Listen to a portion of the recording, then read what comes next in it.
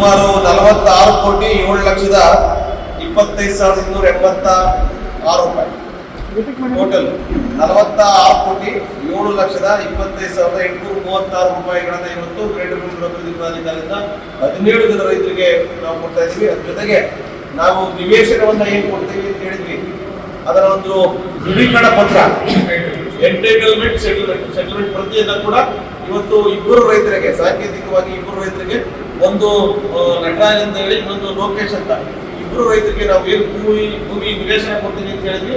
ಅದನ್ನ ನಮ್ಮ ಗ್ರೇಟರ್ ಬೆಂಗಳೂರು ಅಭಿವೃದ್ಧಿ ಪ್ರಾಧಿಕಾರದಿಂದ ಇವತ್ತು ಬಾಂಡನ್ನ ಕೊಡ್ತಾ ಇದ್ವಿ. ಬಾಂಡಲ್ಲಿ ಸ್ಕ್ಯಾನ್ ಮಾಡಿದ್ರೆ ನಿಮ್ಮ ಸರ್ಟಿಫಿಕೇಟ್ ಸಿಗ್ತದೆ. ಅದರ ಒರಿಜಿನಲ್ ಎಲ್ಲೂ ಕೂಡ ಇದು ಡೂಪ್ಲಿಕೇಟ್ ಆಗದ ರೀತಿಯಲ್ಲಿ ಕೂಡ ಮಾಡಿದ್ವಿ. ಮುಂದಿನ ದಿನಗಳಲ್ಲಿ ಪ್ರತಿಯೊಬ್ಬ ರೈತರ ಫೋಟೋ ಕೂಡ ಇದು ಸ್ಕ್ಯಾನ್ ಮಾಡಿದ್ರೆ ಪ್ರತಿ ಫೋಟೋ ಬರ್ತೀವಿ. ಸೋಮವಾರದಿಂದ ಕೊಡ್ತಕ್ಕಂಥ ಕೆಲಸವನ್ನು ಮಾಡ್ತೀವಿ. ಇದು ಇವತ್ತು ಸಾಂಕೇತಿಕವಾಗಿ ಇಬ್ಬರು ರೈತರಿಗೆ ನಾವು ನಿವೇಶನ ಮತ್ತು ವಾಣಿಜ್ಯ ನಿವೇಶನ ತಗೊಂಡಿದ್ದಾರೆ, ವಸ್ತು ನಿವೇಶನ ತಗೊಂಡಿದ್ದಾರೆ, ಇಬ್ಬರು ರೈತರಿಗೆ ಕೊಡ್ತಾ ಇದ್ದೀವಿ. ಇದನ್ನು ಕೂಡ ಇದರಿಂದ ಚಾಲನೆ ಮಾಡಿದ್ವಿ. ಅಂದ್ರೆ ಒಬ್ಬರದು 21 ಗುಂಟೆ, ಇನ್ನೊಬ್ರದ್ದು 33-41 ಅಂದ್ರೆ 1 ಎಕರೆ 2 ಗುಂಟೆ, 15 ಗುಂಟೆ ತಗೊಂಡಿದ್ದಾರೆ.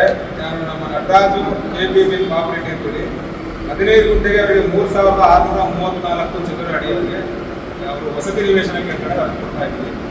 ಅದೇ ತರಕ್ಕೆ 2 ಎಕರೆ 2.5 ಗುಂಟೆಗೆ ಲೋಕೇಶ್ ರೆಡ್ಡಿ ಇದ್ದಾರೆ, ಚಂದ್ರಾರೆಡ್ಡಿ ಅವರಿಗೆ 19,971.82 ಚದರ ಅಡಿ ಅವರಿಗೆ ಅವರು ಕಮರ್ಷಿಯಲ್ ಕೂಡ ಕೇಳ್ತಾರೆ. ವಸತಿ ಅಥವಾ ಅದಕ್ಕೆ ತತ್ಸಮವಾದ ಕಮರ್ಷಿಯಲ್ ಕೊಡ್ತಿದ್ದೀವಿ. ಈಗ ಸರ್ಕಾರದ ಆಗಿದೆ ಆ ಥರ ರೀತಿಯಾಗಿ ಮಾಡಿದ್ವಿ. ಇದೇ ನಮ್ಮಲ್ಲಿ ಎಲ್ಲ ನಿರ್ಧಾರದಲ್ಲಿ ಅವರಷ್ಟು ವಿಸ್ತೀರ್ಣ ಸಂಪೂರ್ಣ ನಿರ್ವಹಣೆಯಲ್ಲಿ ಕೊಟ್ಟಿರ್ತೀವಿ. ಅದರ ಜೊತೆಗೆ ಯುನಿಕ್ ಐಡಿ ಕೂಡ ಇರ್ತದೆ ಒಂದು. ಆನಂತರ ನಾವು ನೀಡಿದ ದಿನಾಂಕ ಇರುತ್ತೆ, ಅದರ ಮೇಲೆ ಒಂದು QR ಕೋಡ್ ಇರುತ್ತೆ. ಆ QR ಕೋಡ್ನ ಯಾವ ಕ್ಯಾಮರಾ ಕೂಡ ಸ್ಕ್ಯಾನ್ ಮಾಡಿದ್ರೆ ನಾವು ಅದನ್ನ ನೋಡ್ಬೋದು. ಅಂದ್ರೆ ಈ ಸರ್ಟಿಫಿಕೇಟು ಅಸಲಿನೋ ಅಲ್ವೋ ಅಂತ ಅದರಲ್ಲಿ ಹೌದು ಅಸಲಿ ಅಂತ ಅಂದ್ರೆ ಅದು ಬರುತ್ತೆ. ನೀವು ಅದರಲ್ಲಿ ಇನ್ನೂ ಡೀಟೇಲ್ಸ್ ಕೊಡ್ಬೇಕಾದ್ರೆ ಗ್ರೀನ್ ಬಟನ್ ಇರುತ್ತೆ, ಅದನ್ನ ಚೆಕ್ ಮಾಡ್ತಾರೆ. ನಮ್ಗೆ ಈ ಸರ್ಟಿಫಿಕೇಟ್ ಇರುತ್ತೆ ಬರುತ್ತೆ. ಮುಂದಿನ ದಿನಗಳಲ್ಲಿ ಯಾರು ಈ ಫಲಾನುಭವಿ ಆಗಿರಲ್ಲ ಆ ಫಲಾನುಭವಿ ಫೋಟೋ ಕೂಡ ಅಲ್ಲಿ ಬರೋದಕ್ಕೆ ನಾವು ಮಾಡ್ತಾ ಇದ್ದೀವಿ. ಯಾವ ಡೇಟಲ್ಲಿರೋದ ನಾವು ಸ್ಟೋರ್ ಮಾಡಿರ್ತೀವಿ, ಹಾಗಾಗಿ ಯಾರನ್ನ ನಕಲು ಮಾಡ್ಲಿಕ್ಕೆ ಅವಕಾಶ ಇರೋದು. ನಾನು ಒಂದು ಮನವಿಯನ್ನ ಮಾಧ್ಯಮದ ಮುಖಾಂತರ ಒಂದು ಮನವಿಯನ್ನು ಮಾಡ್ತೀನಿ. ಏನಂತಂದ್ರೆ ಸುಮ್ಮನೆ ಕೆಲವು ಊಹಾಪೋಹಗಳು, ಅಪಪ್ರಚಾರಗಳು ಬಿಡಿ ಹೇಳಿದ್ದಾರೆ. ಏನಂತಂದ್ರೆ ಇದು ಚೆಕ್ ಕೊಡ್ತಾರೆ, ಪೇಮೆಂಟ್ ಆಗಲ್ಲ ಅಂತ.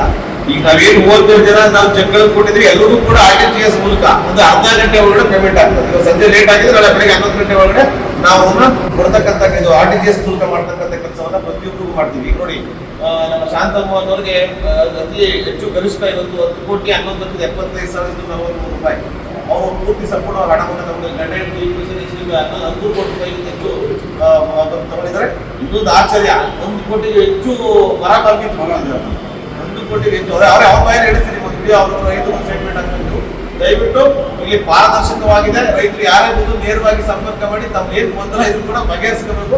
ನಾನು ಮತ್ತು ಅಧಿಕಾರಿಗಳು ಯಾವಾಗಲೂ ಇರ್ತೀವಿ. ಸಂಜೆ ಬೆಳಗ್ಗೆ 9:30 ಬಂದ್ರೆ ಸಂಜೆ 7 ಗಂಟೆವರೆಗೂ ಇಲ್ಲಿ ಇರ್ತೀವಿ. ಮತ್ತೆ ಯಾವುದೇ ದಲ್ಲಾಳಿಗಳನ್ನ ಇಲ್ಲಿ ನಾವು ಸೇರಿಸ್ತಾ ಇದ್ದೀವಿ. ಇದು ಒಂದು ಎಚ್ಚರಿಕೆ. ಯಾವುದೇ ದಲ್ಲಾಳಿಗೂ ಕೂಡ ಬರ್ಕೊಡ್ತೀವಿ. ನಮ್ಮಲ್ಲಿ ಪಾರದರ್ಶಕವಾಗಿ ಪ್ರತಿಯೊಂದು ಕೂಡ ರೈತರಿಗೆ ಅನುಕೂಲ ಆಗೋ ರೀತಿ ಮಾಡ್ತಾ ಇದ್ದೀವಿ. ದಯವಿಟ್ಟು ರೈತರುಗಳು ಸುಳ್ಳು ಅಪಪ್ರಚಾರಗಳಿಗೆ ಕಿವಿ ಕೊಡಬೇಡಿ ಅಂತ ಹೇಳಿ ನನ್ನ ಕರುನಾಡು ಟೈಮ್ಸ್ ಚಾನೆಲ್ನಲ್ಲಿ ಸುದ್ದಿ ಮತ್ತು ಜಾಹೀರಾತು ನೀಡಲು ಈ ನಂಬರ್ಗೆ ಕರೆ ಮಾಡಿ.